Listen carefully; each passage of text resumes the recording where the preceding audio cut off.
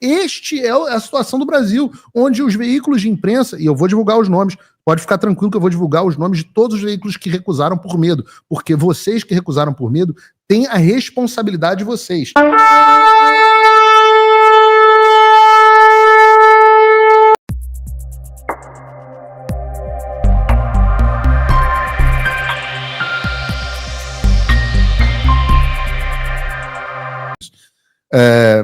Eu vejo a sanção, eu posso ser bem sincero, eu acho que sanção ao FAC não deveria existir. Como assim? É igual bomba atômica. Você fala assim, não deveria existir um troço desse. Eu acho que nenhum governo... Muito maligno.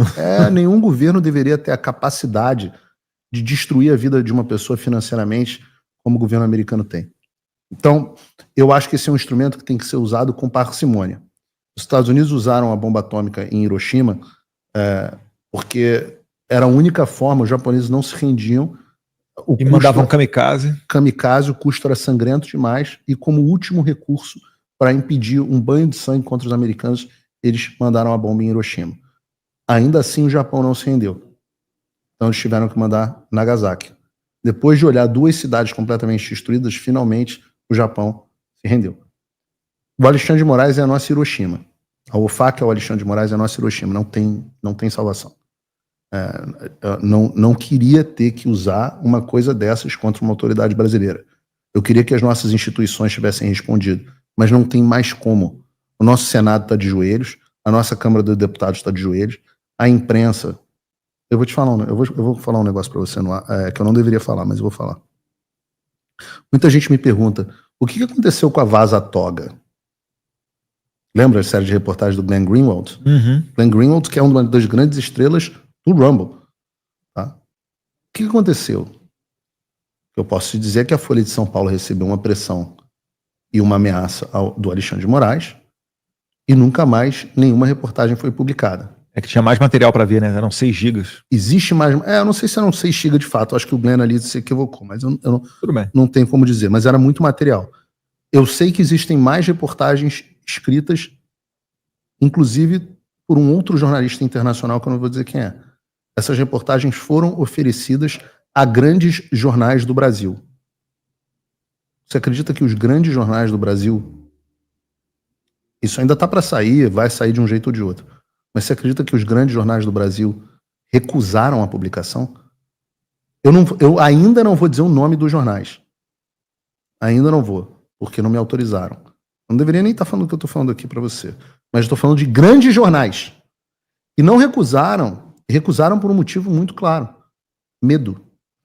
Por que eu estou dizendo isso? Porque a censura a jornalista, ela começa no Oswaldo Eustáquio. Aí você olha e fala assim, porra, esse cara... Blogueiro. Eu de fato não gosto do jornalismo que o Oswaldo Eustáquio faz. Eu acho que ele falta com a verdade, eu acho que ele é manipulador, sensacionalista, eu acho um monte de coisa. Mas quando fizeram o que fizeram com ele, eu fui o primeiro a falar assim, peraí, isso é um absurdo. Porque eles começam pelo Oswaldo Eustáquio. Aí depois, ninguém grita, eles, então vamos no Alan dos Santos. O Alan eu já acho um cara absolutamente brilhante. Pode levantar o terça livre ali, né? Tava com orçamento de bons milhões por ano. Excessos e tal. Dane-se. O Alan é um cara absolutamente brilhante. O que ele faz, pouquíssima gente tem capacidade de fazer. Aí, porra, pega um Alan dos Santos.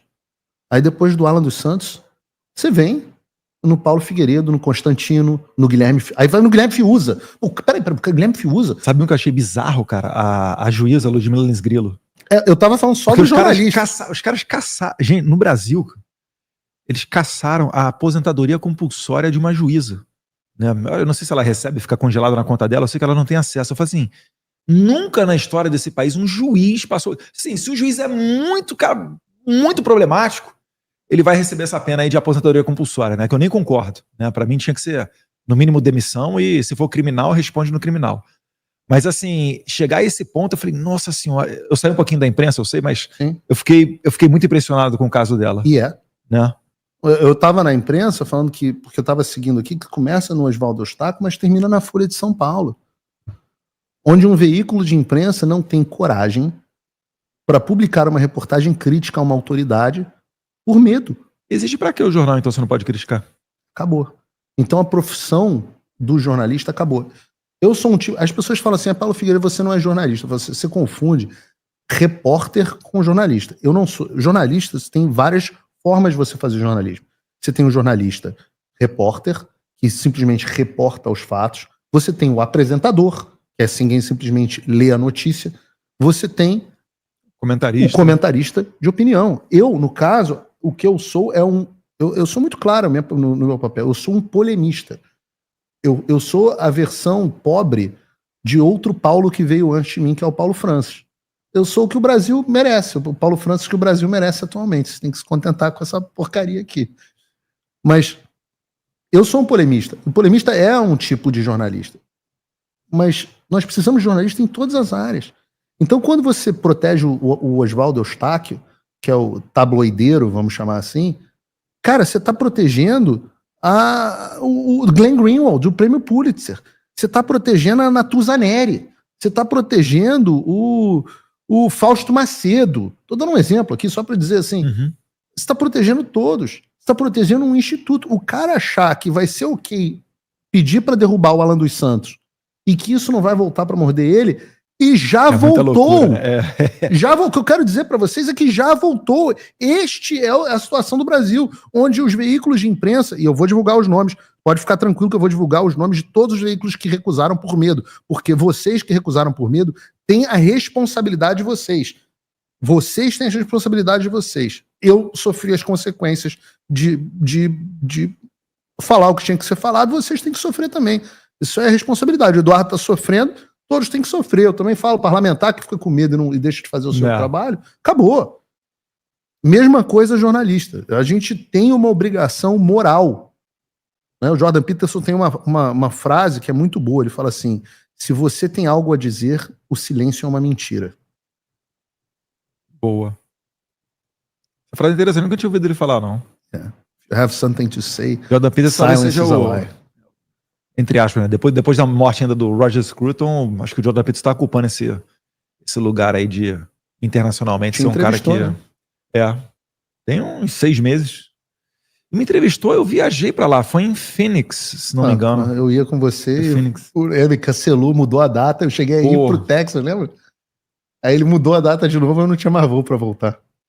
Não, vai haver outras oportunidades, Deus quiser. O Jordan Peterson, ele é brilhante.